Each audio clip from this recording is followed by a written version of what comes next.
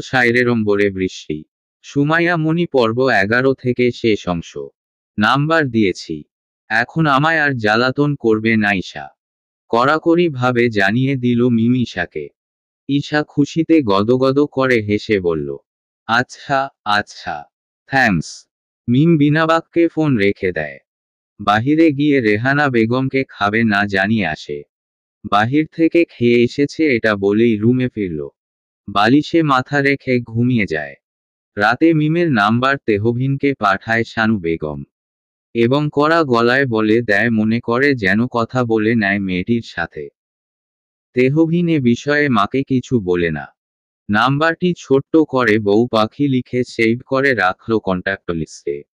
উঁচুনিচু দালানের সকালের সূর্যোদয় এবং সকালের দৃশ্য খুবই মনোমুগ্ধকর হতে পারে। যখন শহরের দালানের ফাঁক দিয়ে সূর্যের প্রথম আলো উঁকি দেয়, তখন চারপাশ সোনালি আভায় ভরে যায়। এই দৃশ্যটি খুবই সুন্দর, বিশেষত যখন সূর্যের আলো দালানের কাচের ওপর প্রতিফলিত হয়ে চারপাশ আলোকিত করে।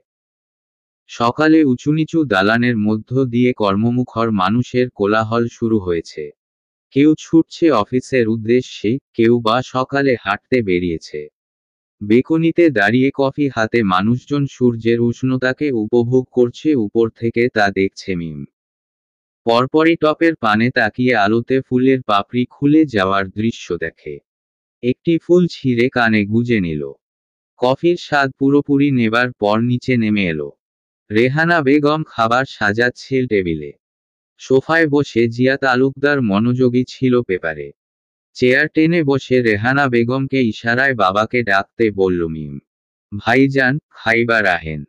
তিনি পেপারের অপর পৃষ্ঠা উল্টিয়ে জবাব দিলেন। প্রতিদিন ইশারায় ডাকার নির্দেশ না দিয়ে তাকে বলো নিজ থেকে আমায় খাবারের জন্য আমন্ত্রণ করতে, আমি খুশি হব। মিম কিঞ্চিত লজ্জা অনুভব করে। আজ সে ধরা পড়ে গেছে। দৃষ্টি নিচু করে ফোন স্ক্রল করতে করতে খাচ্ছে। জিয়া তালুকদার পাশে এসে বসতেই ফোনের স্থান হলো পাশে। এখন ফোন হাতে নিলেই ঝাড়ি শুনতে হবে।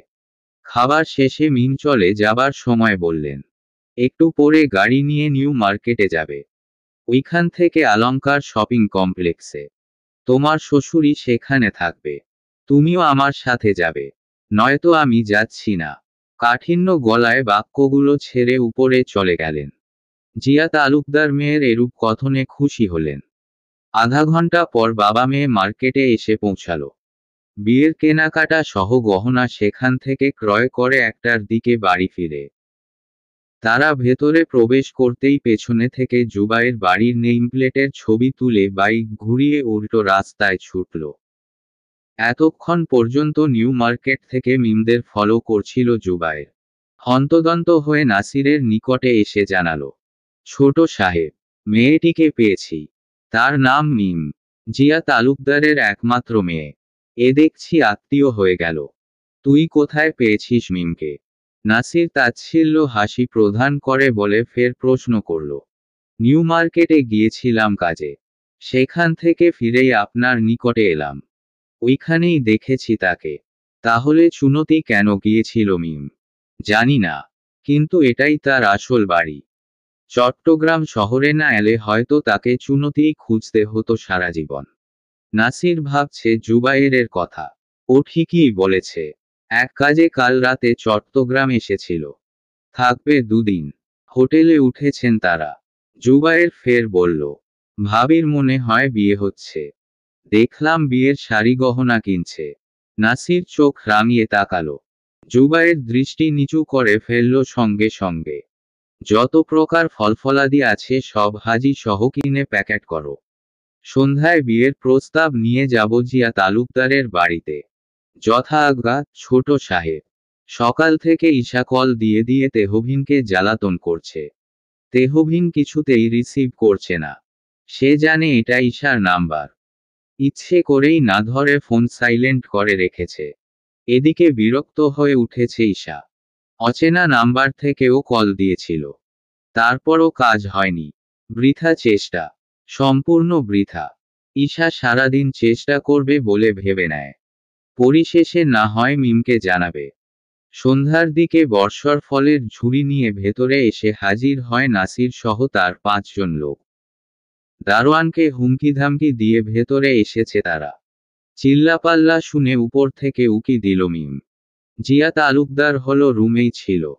নাসিরের আগমনে তেতে উঠলেন। বললেন, কার অনুমতিতে ভেতরে প্রবেশ করেছ? নাসির বেয়াদবের পরিচয় দিয়ে সোফায় পা তুলে বসলেন। চোখ থেকে সানগ্লাস নামিয়ে মৃদুস্বরে জানালেন, অনুমতি ব্যতীত প্রবেশ করে এখানে বসেছি, এজন্য আমি দুঃখিত। নিজের বিয়ের প্রস্তাব নিয়ে এসেছি তো, এজন্য খুবই এক্সাইটেড। ভনিতা না করে সরাসরি বলো। খেকিয়ে উঠলেন, আপনার মেয়েকে বিয়ে করতে চাই। বাবা অসুস্থ তাই নিজে এলাম। পরিচয়, সানোয়ার উদ্দিন আমার বাবার নাম। তার একমাত্র পুত্র নাসির উদ্দিন। চুনতিতে বাসস্থান আমাদের। সানোয়ারের নাম শুনেই জিয়া তালুকদার ঈষৎ ঘাবড়ে গেলেন। কপালে 2-3টে ভাঁজ দেখা গেল। আমি যতটুকু জানি আমরা পূর্ব পরিচিত, ভাবলেশহীন সুরে বলল নাসির। জিয়া তালুকদার নিজেকে ধাতস্থ করে বলল, না, আমরা পরিচিত নই। না থাকলে হব এখন নতুন ভাবে। আমার মেয়েকে বিয়ে দেব না এখন। বেরিয়ে যাও এসব নিয়ে। নাসির উঠে দাঁড়ালো ক্ষুব্ধ হয়ে। তার নিকটে এসে বলল, বিয়ে আপনার মেয়েকে আমি করব।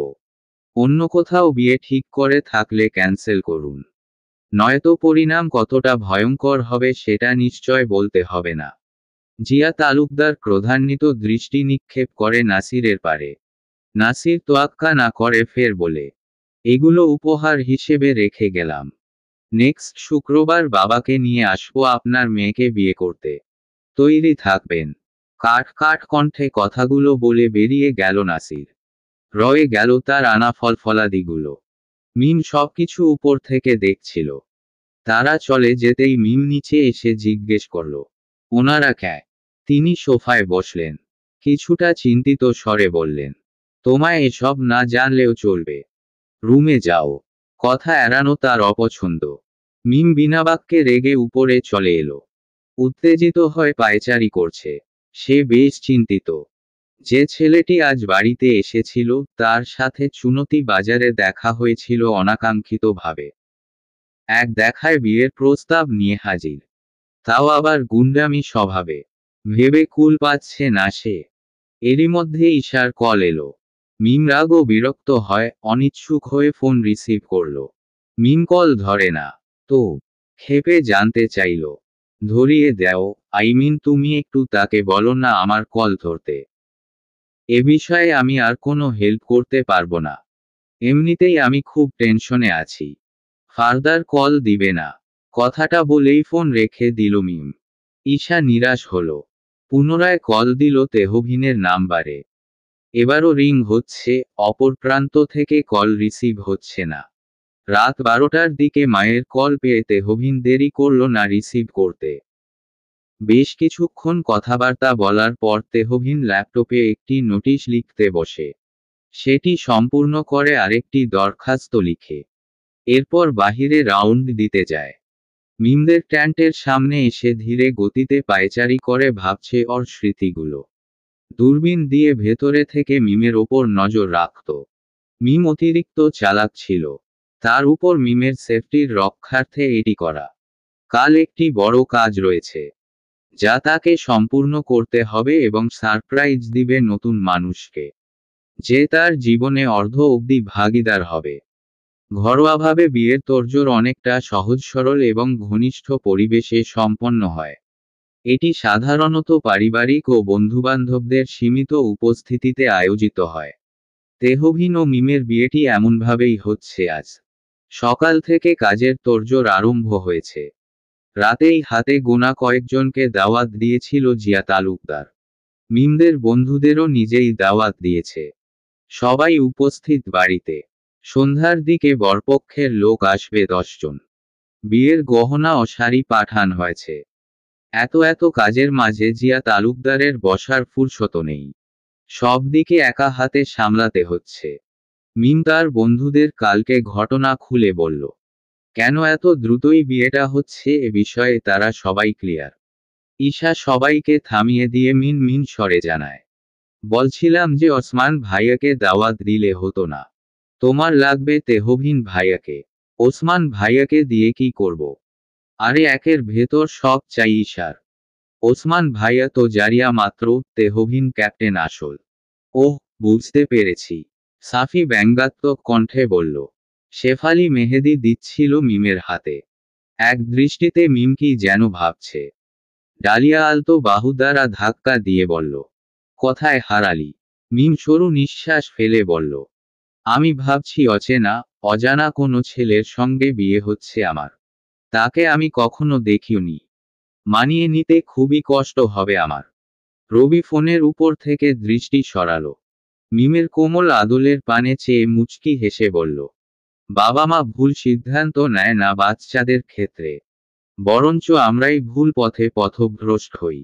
ভরসা রাখো আঙ্কেলের উপর। মিম রবির কথায় মৃদু হাসি প্রদান করল।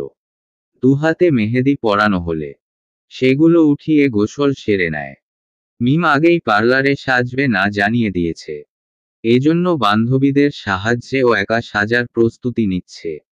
হাত ভর্তি মেহেদি হাতে সিঁড়ির রেলিং ধরে ধীরে ধীরে নেমে এলো মিম। জিয়া তালুকদার হলো রুমেই ছিল। বাবুর্চির সাথে কথা বলছিল।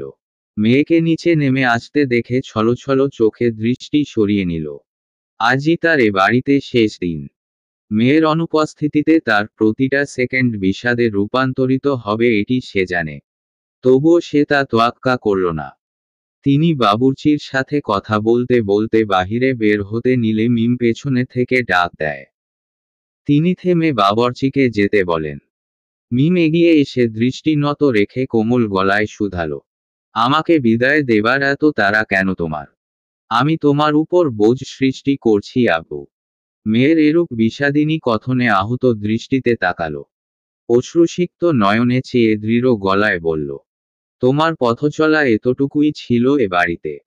এখন নতুনভাবে, নতুন পরিচয় ভবিষ্যৎ গড়তে হবে। তোমায় আমি কখনো বুঝতে পারিনি, অনুভব করেনি তোমার ভালোবাসা। অবাধ্যতায় এতটা পথ এসেছি। আমায় মাফ করে দিবে আব্বু। বলতে বলতে গলা ধরে আসে মিমের। কান্নারত চোখে মেয়েকে বুকে টেনে বললেন, সন্তানের ভুল বাবাদের কাছে ফুলের মতো পবিত্রতা পায় কখন জানো?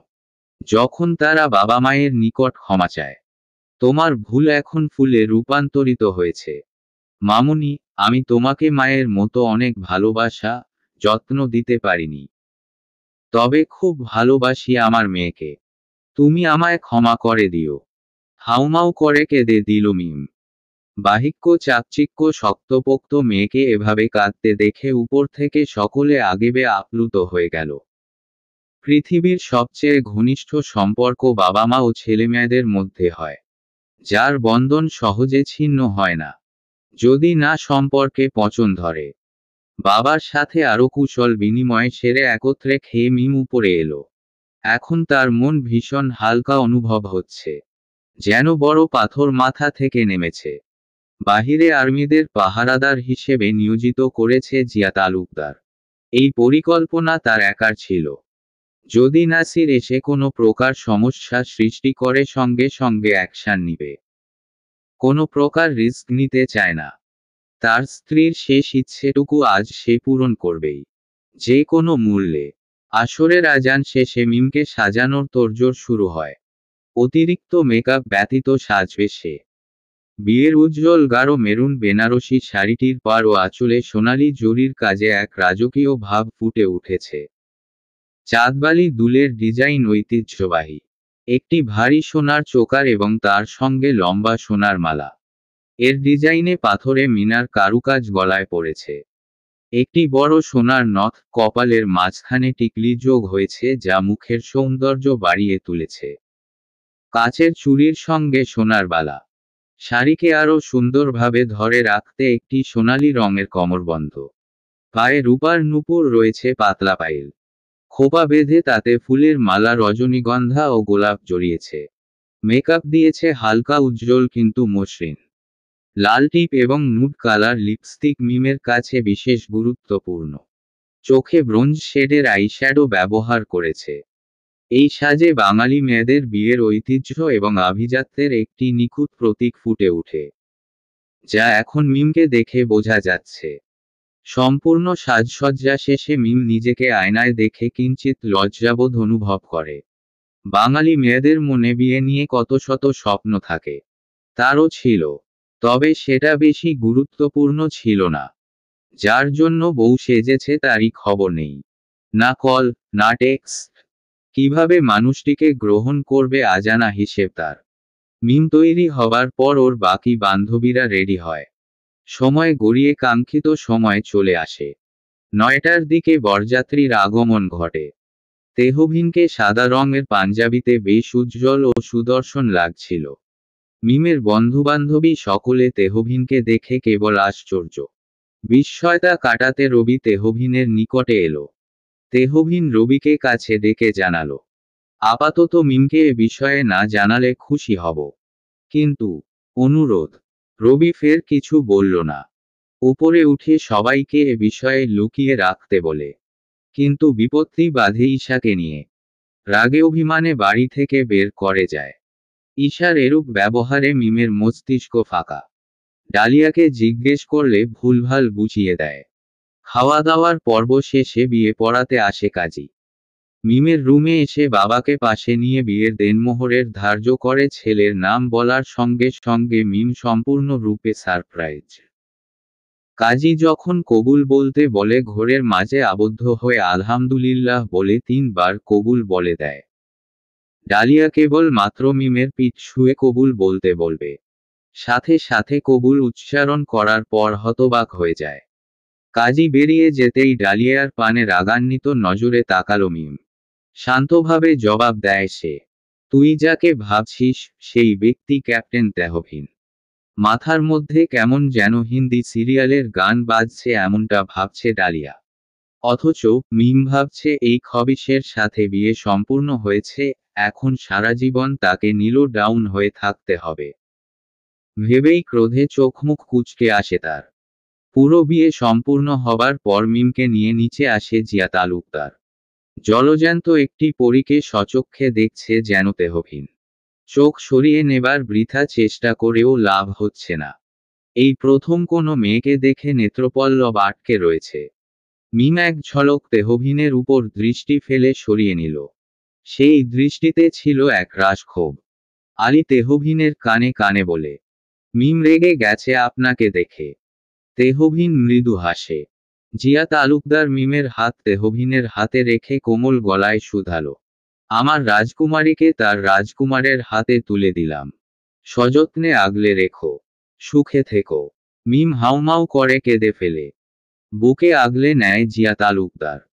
বাবার মেয়ের কান্নারত কয়েকটি ছবি ক্যামেরা বন্দি করে রবি। তারপর কয়েকটি কাপেল ছবি তুলে গাড়িতে উঠিয়ে দেয় তাদের। বাড়ি থেকে গাড়ি বের হতেই জিয়া তালুকদার পাঞ্জাবির হাতের পিঠে চোখ মুছে ভেতরে এলেন। মিম নৈশব্দে কান্না করছে। রাতের রাস্তায় এক ভিন্ন রূপে উজ্জ্বল। দিনের ব্যস্ততা শেষে শহরের রাস্তাগুলো অনেকটা শান্ত হয়ে যায়, তবে জীবনের গতি থেমে থাকে না। রাতের আলোতে ঝলমলে রাস্তার ধারে দেখা যায় স্ট্রিট লাইটের নরম আলোর ঝিলিক। বিশেষত জিসি মোড়, আগ্রাবাদ বা মেরিন ড্রাইভের মতো এলাকায় লাইট পোস্টের সারি রাস্তার ওপর এক ধরনের মায়াময় পরিবেশ সৃষ্টি করে। সেগুলো এক পলকে পর্যবেক্ষণ করে গাড়ি ভেতরে বসা তার অর্ধাঙ্গিনীর দিকে নজর ফেলল তেহভিন। এখনো ফুপিয়ে ফুপিয়ে কাঁদছে মিম। সামনে ড্রাইভার ও আলী বসা ছিল। লাইট অফ ছিল বিধায় তেহভিন আলতোভাবে মিমের হাতের উপর হাত রাখল। ঝড়ের বেগে সরিয়ে নিল মিম। তেহভিন মিমের রাগান্বিত আদল দেখে মৃদু হেসে মুখ সরিয়ে নিল। বাড়িতে ফিরে বিয়ের রীতিনীতি সম্পূর্ণ করে মিমকে রুমে নিয়ে আসা হয়। রজনীগন্ধা ও গোলাপ দিয়ে চারকোনাচে করে বাসর ঘর সাজানো হয়েছে। মিমের দেখেই গা জ্বলে উঠে। সাজান দেখে নয়, বাসর ঘর দেখে। চাচাতো ভাইয়ের বউ মিমকে কিছু পরামর্শ দিয়ে বেরিয়ে গেল। 1 সেকেন্ডও দেরি না করে মিম গহনাগুলো খুলে ফেলতে লাগলো। তার শাড়ি পাল্টে গোল জামা পরে ফ্রেশ হয়ে বিছানায় শরীর এলিয়ে দিল। কয়েক মিনিট বাদে ঘুমিয়েও গেল মিম। তেহভিন রুমে এসে শাড়ি নিচে ফেলা দেখে তা উঠিয়ে সোফায় রাখল। মিমের পানে দৃষ্টি ফেলতেই দেখে ঘুমে কাতর। গহনাগুলো এলোমেলো করে ড্রেসিং টেবিলের উপর রেখে দিয়েছে। সেগুলো উঠিয়ে আলমারিতে রেখে দিল। পাঞ্জাবি খুলে ফ্রেশ হয়ে বের হতেই দুধের গ্লাসের পানে নজর পড়ে। ফের মিমের পানে তাকিয়ে একাই সবটুকু খেয়ে নিল। লাইট অফ করে ঠিক মিমের পাশে শুয়ে বুকের মধ্যে আবদ্ধ করে নিল। বাসর না হলেও তার জন্য এতটুকুই যথেষ্ট। জানে মেয়েটা অভিমানী। নিজের করে যখন নিয়েছে এক সময় সম্পূর্ণভাবে হক নিবে। আপাতত সময় দিবে মেয়েটাকে। রাত ৩টার দিকে দুটি দুঃসংবাদ আসে তেহভিনের নিকট। অমন শক্তিশালী পুরুষ এরূপ সংবাদে হিমশিম খাচ্ছে যেন। মস্তিষ্ক অচল হয়ে পড়েছে। কয়েক মিনিট ভেবে প্রস্থান করল তেহনি। মায়ের রুমের নিকটে এসে করাঘাত করল। ঘুম ঘুম চোখে শানু বেগম দরজা খুলে ছেলেকে অস্বাভাবিক মুখশ্রীতে দেখে রুহ কেঁপে উঠল। উত্তেজিত হয়ে ছেলের বুকে হাত রেখে জিজ্ঞেস করল, কি হয়েছে তেহভিন? তোকে অস্বাভাবিক দেখাচ্ছে কেন? তেহভিন সরাসরি উত্তর দিল, জিয়া আঙ্কেল মৃত্যুবরণ করেছে। তিনি আঁতকে মুখে হাত রাখল। কম্পিত গলায় বলল, কিভাবে? মেয়েটা সবে বিদায় হলো। এটা বুঝলে মিমকে ওই বাড়িতেই রেখে আসতাম। তাকে হত্যা করা হয়েছে আম্মু। দৃঢ় গলায় জানালো সে। তিনি দ্বিতীয়বার চমকে উঠলেন। কিছু বলার পূর্বে তেহভিন বাধা দিয়ে বলল, চুনতি ক্যাম্পে সন্ত্রাসীদের আক্রমণ হয়েছে। ওসমান ও বাকি জুনিয়র অফিসার মৃত। বলতে বলতে তেহভিনের গলা ধরে আসে। তার প্রিয় প্রিয় ট্যানিংপ্রাপ্ত আর্মিদের মৃত্যুর শোকে সম্পূর্ণ রূপে আহত সে। শানু বেগম দরজায় পিঠ ঠেকালেন। এত বড় শোকের নিউজ শুনে তিনি নির্বোধ চোখে ছেলের পানে তাকিয়ে আছেন। শাড়ির আঁচল মুখে পুরে কান্না করছেন। তেহভিন নিজেকে ধাতস্থ করে বলল, আমি মিমদের বাড়িতে যাচ্ছি। তুমি মিমকে ডেকে তুলে নিয়ে আসো। তবে আগেভাগে বলো না। বাড়িতে পৌঁছে তেহভিন থামে। শানু বেগম বুঝতে পারে তার ছেলের অর্ধকথন। তেহভিন যেতেই নিজেকে স্বাভাবিক করে মিমকে ডেকে তুলল। ঘুম ঘুম চোখে মিম উঠে বসল। তিনি নির্দেশ দিলেন মিমকে চোখে মুখে পানি দিয়ে আসতে। শাশুড়ি মায়ের কথা অনুযায়ী চোখে মুখে পানি ঝাপটা দিয়ে বের হলো। দ্রুতই মিমকে নিয়ে গাড়িতে উঠে বসল। মিম বের হবার সময় ঘড়িতে সময় দেখেছিল। কিঞ্চিত অবাক হয়ে জানতে চাইল, কোথায় যাচ্ছি আমরা?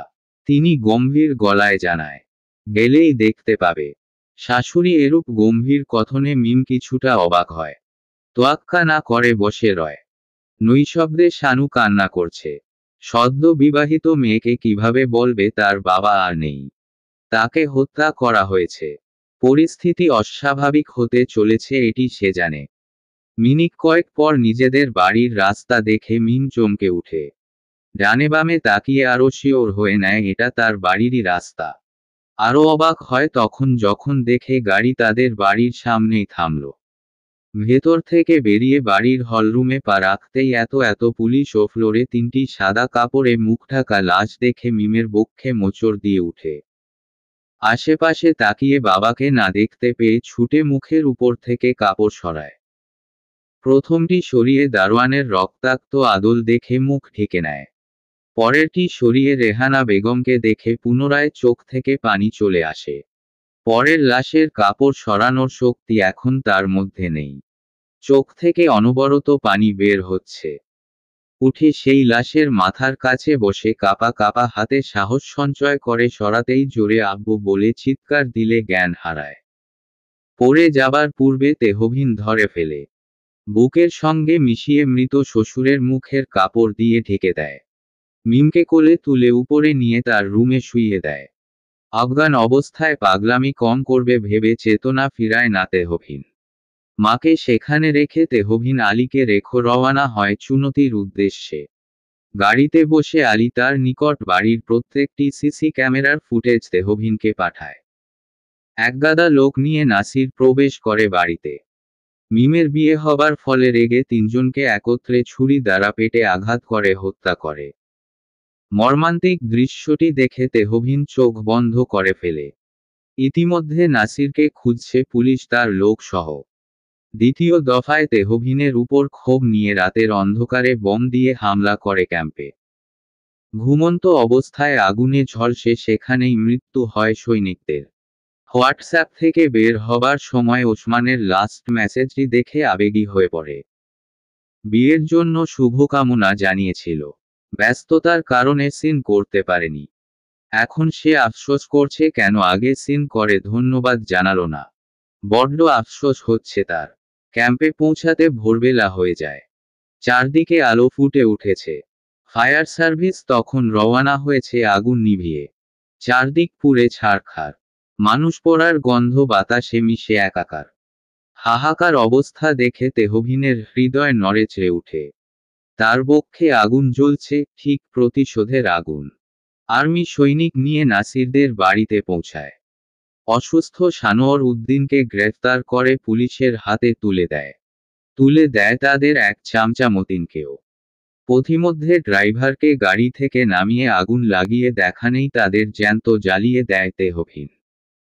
পুলিশকে মিথ্যে রিপোর্ট সঁপে দেয় তেহবিন। গাড়ি নিয়ন্ত্রণ হারিয়ে গাছের সঙ্গে আঘাত গেলে অনাকাঙ্ক্ষিতভাবে আগুন জ্বলে উঠে। সেখানেই মৃত্যু হয় তাদের। এই নিউজ বারবার প্রচারে নাসিরের কাছেও তার পৌঁছে যায়। বাবার মৃত্যুর শোকে সম্পূর্ণ পাথর সে। এটা যে তেহবিনের ষড়যন্ত্র বুঝতে বেগ পেতে হয় না তার। সে এবার ফিরে তেহবিনকে শেষ করবে, লুকাবে না নিজেকে।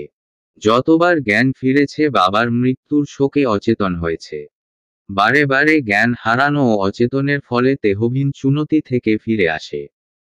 মিমকে শান্ত করার বৃথা চেষ্টা করেও তেহবিন হতাশ। নাওয়া খাওয়া বন্ধ হয়ে গেছে তাদের। দুপুরে দাফনের কাজ সম্পূর্ণ করে তেহবিন বাড়িতে ফিরে। ওইদিকে অধিক সম্মান প্রদর্শন করে সৈনিকদের শেষ বিদায় দেয়া হয়। তেহবিনের চোখে ওসমানের সঙ্গে কাটানো উজ্জ্বল স্মৃতিগুলো দলনার ন্যায় দল খাচ্ছে। ছোট ভাইয়ের মতো ছিল। মিমকে বুকে আঁকড়ে তেহবিন আখিযুগল বন্ধ করে নেয়। সন্ধ্যার শেষে সূর্যাস্ত হয়ে চারিপাশে অন্ধকার নামার আভাস। চট্টগ্রাম শহরে চারিদিকে রাস্তায় ল্যাম্পপোস্টের আলোয় ঝিকঝিকে এক সৌন্দর্য সৃষ্টি হচ্ছে ধীরে ধীরে। আশেপাশের বিল্ডিংয়ে আলো জ্বলে এক পরিপূর্ণ হয়েছে শহর। চারিদিকে মানুষজনের কোলাহলে মেতে উঠেছে চট্টগ্রামের চকবাজারে এই সন্ধ্যার সময়টা। মিম ছাদের দোলনায় বসে এক দৃষ্টিতে সামনে তাকিয়ে আছে। চোখে পানিগুলো টইটম্বুর হয়ে আছে, কিছুক্ষণ পরপর হালকা কেঁপে উঠছে সে। এখন সে তেহবিনের বাসায় অবস্থান করছে। নভেম্বরে প্রায় শেষের দিকে, দিনে গরম লাগলেও রাত হওয়ার সময়টাতে অল্প অল্প শীত পড়ে। এই অল্প শীতের মাঝে মিম মেরুন রঙের একটা থ্রি পিস পরে চাদর ও জ্যাকেট ছাড়া ছাদে বসে আছে একা। সে সময় হাতে চাদর নিয়ে ছাদে প্রবেশ করে তেহবিন। মিমের দিকে তাকিয়ে হালকা দীর্ঘশ্বাস ফেলে সে। দ্রুত পায়ে মিমের দিকে এগিয়ে গিয়ে চাদরটা মিমের গায়ের সাথে জড়িয়ে দেয়। মিম তেহবিনকে এক পলক কিছুক্ষণ দেখে ঠোঁট কামড়ে কান্না আটকানোর চেষ্টা করে। তেহবিন মিমের পাশে বসে কালো শার্টের হাতের দিকে ঠিক করতে থাকে। এইমাত্র সে বাকি সব কাজ শেষ করে ড্রাইভ করে বাসায় ফিরল। কিছু দরকারি কাজে বাহিরে যেতে হয়েছিল তার, না হয় এই অবস্থায় মিমকে একা ফেলে সে যেত না। মিমের দিকে তাকিয়ে তার মাথায় হাত দিয়ে শান্ত ন্যায়ের স্বরে তেহবিন বলে, কান্না থামাও মিম। কান্না কোনো সমাধান কাজ নয়। হায়াত আল্লাহ নির্ধারণ করে রেখেছেন। আমাদের উচিত কান্না না করে নিজেকে সামলিয়ে আঙ্কেলের জন্য দোয়া করা, যাতে আল্লাহ উনাকে জান্নাত দান করেন। মিম এইবার নিজেকে কন্ট্রোল করতে না পেরে কান্না করে দেয়।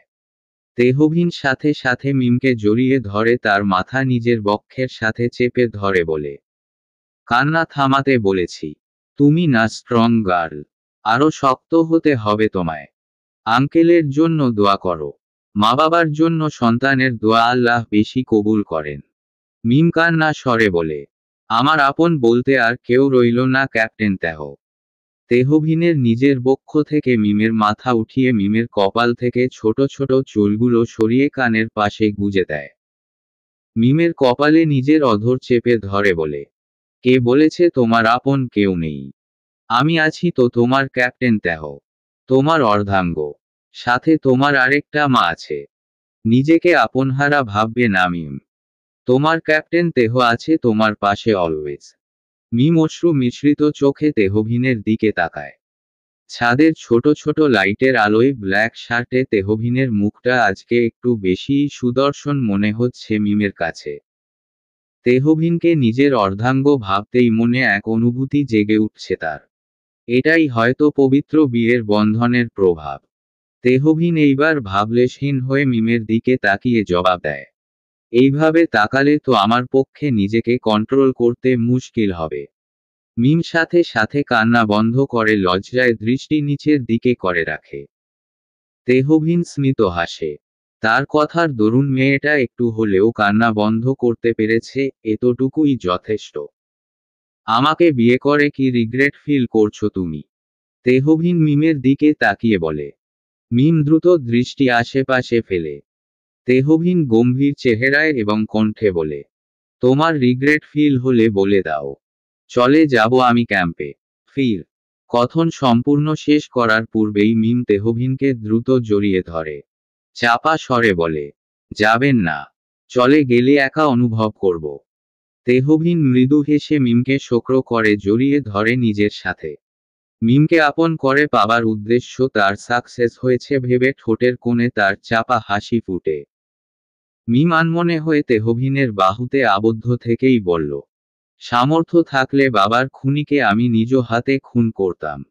মিমের কথনে তেহভিন শক্ত চোখে বিড়বিড় করে বলে উঠে, ওয়াইফের প্রথম চাওয়া কিভাবে অপূর্ণ রাখি? কথা দিলাম তোমায়। তেহভিন আনসারি তোমার প্রথম চাওয়াটুকু রাখবে। কথাটা শেষ করে তেহভিনের মুখাবয়বে রহস্যময় ভাব ফুটে উঠল, সাথে তার ওষ্ঠদ্বয়ের বাঁকা হাসিতে এক ভয়ঙ্কর কিছু হওয়ার সম্ভাবনার আভাস দেখা যাচ্ছে। বাবার মৃত্যুর ফলে নাসির একাকী অনুভব করছে। তাদের ব্যবসা সম্পূর্ণ রূপে নষ্ট করে দিয়েছে তেহভিন। বিনা কারণে ঘুমন্ত শিকারী হিংস্র বাঘকে জাগিয়ে তুলেছে। এখন তার শেষ পরিণতি মৃত্যু দিয়ে দিতে হবে। নাসির এসব ভেবে কপলে বুড়ো আঙুল দ্বারা স্লাইড করছিল। মিমকে না পাবার আক্ষেপ তাকে প্রতিশোধ নিতে বাধ্য করেছে। জীবনে প্রথম এক নারীর প্রতি আকর্ষিত হয়েছে। তার কাছে আজ সে নিঃস্ব। নারীর আকর্ষণ, আসক্ত ভয়াবহ সর্বনাশ, যা কবিদের ভাষায় রচিত সম্পূর্ণ সত্যতা প্রমাণিত। জুবাইয়ের পাশ থেকে ডাক দিলে নাসিরের চৈতন্য ফিরে। চোখ তুলে তাকাতেই সে বলে, দিল্লি যাবার ব্যবস্থা করা হয়েছে। অবৈধভাবে যাত্রা করতে হবে আমাদের। বৈধতা সম্ভব না। কখন?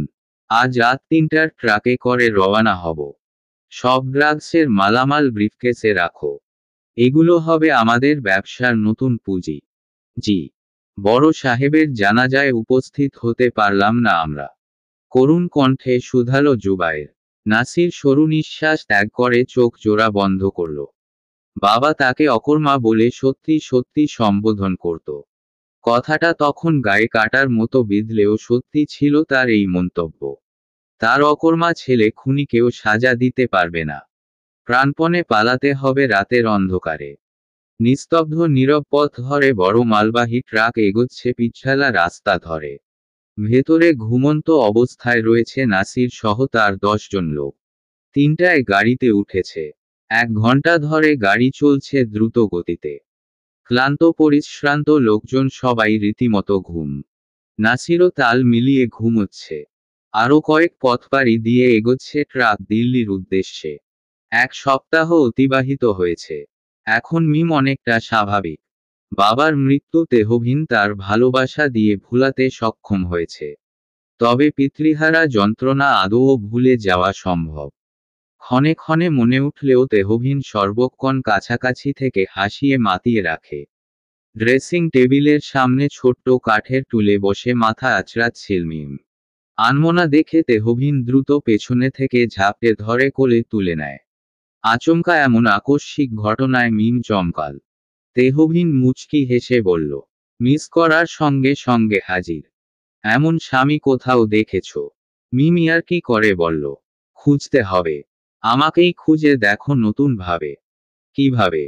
তেহভিন মিমকে কোলে তুলে শুইয়ে দিয়ে উঠে দাঁড়িয়ে এক চোখ টিপ দিয়ে বলল, লাইট অফ করে। মিম চেঁচিয়ে বলল, না।